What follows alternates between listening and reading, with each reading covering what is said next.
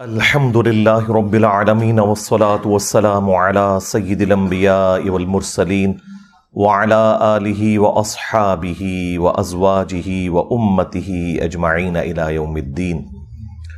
الحمدللہ آج 2 جولائی 2023 کو سنڈے کے دن ہمارا یہ پبلک سیشن نمبر 101 منعقد ہونے جا رہا ہے۔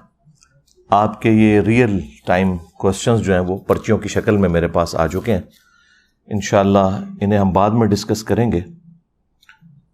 پہلے کرنٹ افیئر کے طور پر اس ویک میں جو سب سے بڑا ایک انٹرنیشنل افیئر وہ سویڈن کے اندر ایک مخبوط الحال شخص نے قرآن حکیم کو آگ لگائی، نعوذ باللہ من ذالک، اعلانیہ، اور یہ سب کچھ اس نے وہاں کی جو کورٹ ہے اور پولیس یعنی جتنے ریاستی ادارے ہیں ان کی سرپرستی میں سب کچھ کیا، فریڈم آف ایکسپریشن کے نام کے اوپر۔ اسی قسم کا ایک واقعہ آلموسٹ 6 مہینے پہلے بھی سویڈن کے اندر ہی ہوا تھا، ترکی کی ایمبیسی کے باہر، اور اس میں بھی اس قسم کی غلیظ حرکت کی گئی تھی۔ اس وقت بھی بہت زیادہ پروٹیسٹ ہم نے کیا اور پوری دنیا کے اندر اس حوالے سے احتجاج ہوئے، حکومتی لیول کے اوپر بھی، عوام الناس کے لیول کے اوپر بھی۔ اس دفعہ بھی کافی سخت رسپانس آیا ہے۔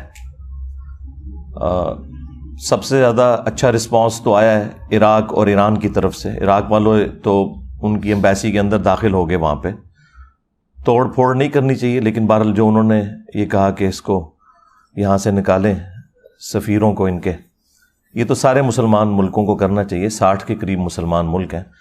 ابھی OIC نے بھی اپنا اجلاس اسپیشل بلایا ہے، میرا خیال ہے اس میں پہلا ڈیسیژن یہی ہونا چاہیے کہ ان کے جو ایمبیسیڈرز ہیں ان کو فارغ کیا جائے۔ دوسری طرف یورپین یونین جو ہے وہ اعلانیہ یہ بات کر رہی ہے کہ ہمارا اس واقعے کے ساتھ کوئی تعلق نہیں ہے۔ انہیں اس واقعے کی سنگینی کا اندازہ ہو گیا ہے کہ یہ معاملہ زیادہ بگڑ گیا، اس وجہ سے وہ اسے ایک مذمت کے اعتبار سے ہی اپنی اسٹیٹمنٹ جاری کر رہے ہیں۔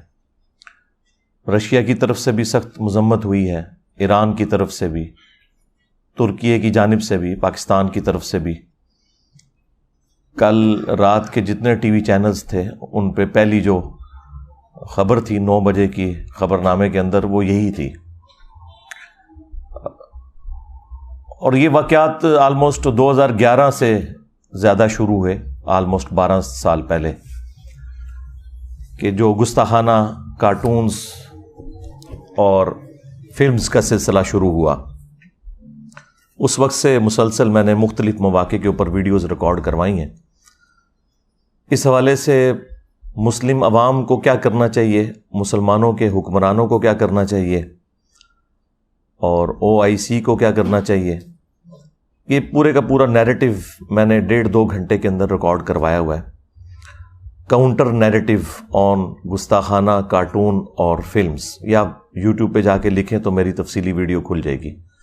اب بار بار ان باتوں کو ریپیٹ کرنے کا فائدہ کوئی نہیں ہے۔ اصل چیز یہ ہے کہ ہم اس قسم کے جتنے واقعات ہیں ان سے میسج کیا لرن کر رہے ہیں۔ اس کے پیچھے موٹیوز ڈفرنٹ ہوتے ہیں۔ ہمیشہ ایسا نہیں ہوتا کہ کوئی اسلام کے ساتھ کسی کو چڑ ہوتی ہے، بعض اوقات ان کی اپنے پولیٹیکل ایشوز بھی ہوتے ہیں۔ یعنی اس وقت یہ جو کچھ سویڈن کے اندر ہو رہا ہے یہ پولیٹیکل ایک ایشو ہے۔ سویڈن جو ہے وہ نیٹو میں شمولیت اختیار کرنا چاہتا ہے، آلموسٹ 50 کے قریب ملک اس میں شامل ہیں، اور ان کا رول یہ ہے کہ جب تک سارے کے سارے ملک ایگری نہ کریں اس وقت تک کسی نئے ممبر کو وہ ایکسیپٹ نہیں کرتے۔ تو سوائے ترکی کے کوئی بھی اس کی مخالفت نہیں کر رہا، صرف ایک ملک ترکی ہے جو مخالفت کر رہا ہے کہ سویڈن کو نیٹو میں نہیں ہونا چاہیے، اور اس کے پیچھے بھی کوئی اسلام ریزن نہیں ہے، ان کی بھی اپنی ایک پولیٹیکل اختلاف ہے سویڈن کے ساتھ۔ اسلام اس میں دور دور کہیں موجود نہیں ہے، لیکن چونکہ ترکیے کا ایک آفیشل ایک سمجھ لیں ریلیجن اسلام ہے، تو وہ اسلام خام خواہ بیچ میں ایک تختہ مشق بنا ہوا ہے. وہ ترکیے کو تکلیف دینے کے لیے قرآن پاک کو آگ لگا رہے ہیں، اپنے زوم میں وہ سمجھ رہے ہیں کہ ہم ان کو اس اعتبار سے ٹارچر کر رہے ہیں، لیکن وہ تو پوری دنیا میں آلموسٹ 2 ارب کے قریب مسلمان ہیں، وہ ٹارچر ہو رہے ہیں. بہرحال یہ حکمرانوں کے ملکوں کے اپنے ایشوز ہوتے ہیں بعض اوقات، اور بعض اوقات ظاہر ہے کہ اسلام دشمنی بھی ہے، اور اس میں کوئی اس اعتبار سے کافروں سے کوئی گلہ شکوہ کرنے کی ضرورت نہیں ہے. یہ اللہ تعالیٰ نے شروع سے ہی 2 اسکول آف تھاٹ دنیا میں رکھے ہیں. ایک وہ لوگ ہیں جو رحمان کے ماننے والے ہیں، دوسرے شیطان کے ماننے والے ہیں، اور یہ کشمکش تو انبیاء کرام علیہ السلام کی موجودگی میں بھی جاری رہتی ہے اور قیامت تک جاری رہے گی. اس میں ہم نے یہ دیکھنا ہے کہ ہم اپنی رسپانسبلٹی کیا پوری کر رہے ہیں. یہ بار بار کہنا کہ کافر مسلمانوں کے خلاف سازش کر رہے ہیں، تو کافروں کو سازش ہی کرنی چاہیے. مسلمان اس چیز کا رونا تو نہیں روئیں گے کہ یہ ہمارے خلاف سازش کیوں کر رہے ہیں. وہ ان کا کام ہے، انہوں نے کرنا ہے. آپ کے ذمے اللہ تعالیٰ نے جو کام کیا ہے وہ آپ نے کرنا ہے، جو معذرت کے ساتھ ہم لوگ نہیں کر رہے. اس وقت پوری دنیا کے اندر جتنے بھی مسلمان روڈز پہ احتجاج کے لیے نکلے ہوئے ہیں، خواہ وہ غلط طریقے سے احتجاج کر رہے ہیں یا صحیح طریقے سے، ان سب مسلمانوں سے میرا سوال ہے، ایک ہی سوال: کیا اس کتاب قرآن کے ساتھ آپ کی محبت جذباتی محبت ہے، جو ایک ہندو کو بھی اپنی کتاب سے ہے، ایک کرسچن کو بھی اپنی کتاب سے ہے، ایک یہودی کو بھی اپنی کتاب سے ہے، ایک سکھ کو بھی اپنی کتاب سے ہے؟ تو وہ تو تمام ریلیجن کے ماننے والے لوگوں کو اپنی کتابوں کے ساتھ جذباتی محبت ہے. اس کے پیچھے کوئی علمی دلیل نہیں ہوتی سوائے اس کے کہ وہ ایسے خاندان میں پیدا ہوئے ہوتے ہیں کہ جن کا ریلیجن وہ ہوتا ہے. اگر تو یہ والی محبت ہے تو اس طرح کی محبت تو اللہ تعالیٰ کو نہیں چاہیے. اور اگر آپ کی واقعی اس کتاب کے ساتھ علمی محبت ہے، آپ نے پورے ہوش و حواس کے ساتھ اس کو ورڈ آف گاڈ مانتے ہوئے، اللہ کا کلام مانتے ہوئے ایکسیپٹ کیا ہے، اور محمد رسول اللہ صلی اللہ علیہ وآلہ وسلم کو خاتم النبیین مانا ہے، تو پھر آپ کی عقیدت اس دین کے ساتھ، اس کتاب کے ساتھ، وہ جذباتی نہیں بلکہ علمی ہونی چاہیے. جذباتی محبت تو پھر بھی ختم ہو جاتی ہے. علمی محبت جو آپ نے پورے وثوق کے ساتھ، دلائل کے ساتھ حاصل کی ہوتی ہے نا، وہ کبھی بھی ختم نہیں ہوتی. تو میرا تو اپنا پوائنٹ آف ویو یہ ہے کہ مسلمانوں کی اکثریت 99.99% لوگ قرآن حکیم کے ساتھ صرف جذباتی محبت رکھتے ہیں، علمی محبت نہیں رکھتے.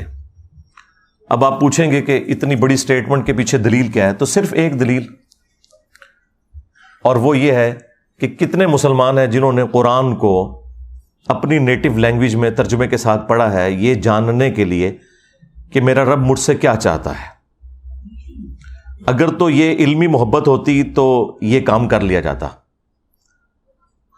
آپ کا کوئی دوست بھی فورن ملک سے اپنی لینگویج کے اندر خط لکھے تو آپ 50 بندے ڈھونڈیں گے جو آپ کو ترجمہ کر کے یہ بتائیں کہ وہ آپ سے کیا کہنا چاہ رہا ہے. کدھر ڈالر تو نہیں بھیج دیتے؟ ہاں، یہ بھی ہو سکتا ہے نا کہ ہو سکتا ہے ریمیٹنس میرے لیے بھجوائیں اور مجھے پتہ نہ چل رہا ہو. لیکن قرآن وہ مظلوم کتاب ہے کہ جو دنیا میں سب سے زیادہ پڑھی جاتی ہے، لیکن اس کا تاریک پہلو یہ ہے کہ دنیا میں سب سے زیادہ بغیر سمجھ کے پڑھی جانے والی کتاب اگر کوئی ہے نا تو وہ یہ کتاب ہے. سب سے زیادہ بغیر سمجھ کے. اس وقت بمشکل 15 سے 20% مسلمان ہیں جو بائی برتھ عربی ہیں.